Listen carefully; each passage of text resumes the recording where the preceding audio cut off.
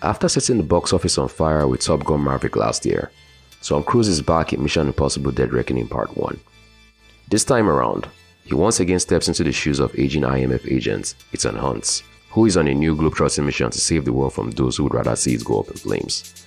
But having worn those shoes for 7 movies, spanning almost 3 decades, one has to wonder if they still manage to fit, or if perhaps it is time for him to hang them up for good. Hi guys, Michael Abaimi here, and today, I'm reviewing Mission Impossible Dead Reckoning Part 1.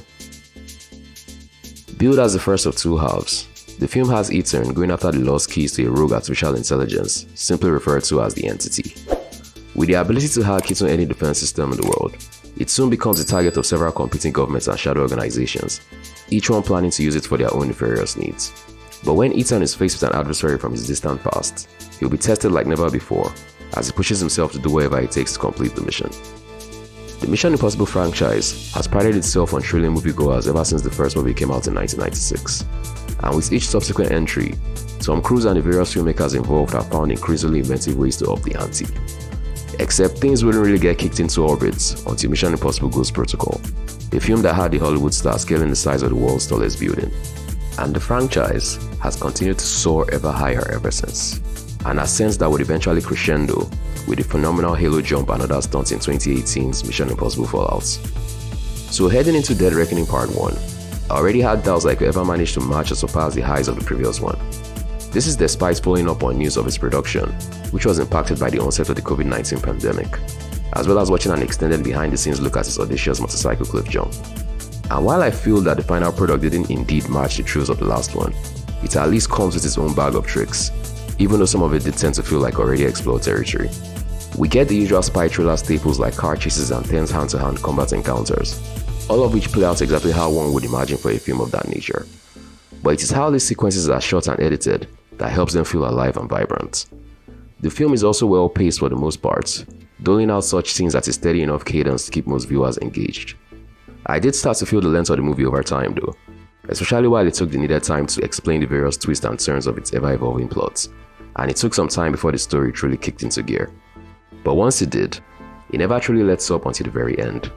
And with the story being the first of 2 halves, I was afraid that they might perhaps end it on a cliffhanger without any real resolution to the ongoing conflict.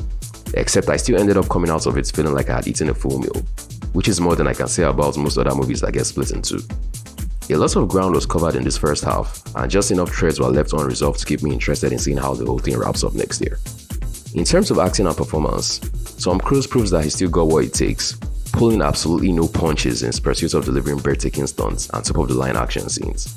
I had to constantly remind myself that he was now in his 60s, as I marveled at his latest feats of physicality. The fact that he's willing to risk life and limb for stunts that typically get put together with CGI in other films goes to show his commitment to the craft and his willingness to do whatever it takes to sell all of it to the audience. That level of dedication is rarely seen in the action film genre, and for that reason alone, I hope that the movie gets to experience every bit of success that it deserves. Mission Impossible Dead Reckoning Part 1 is a solidly crafted spy thriller that once again serves as a showcase for Tom Cruise as one of the very best action movie stars working today. That it does that while telling a timely cautionary tale about the dangers of AI in today's society only goes further to add to its overall appeal.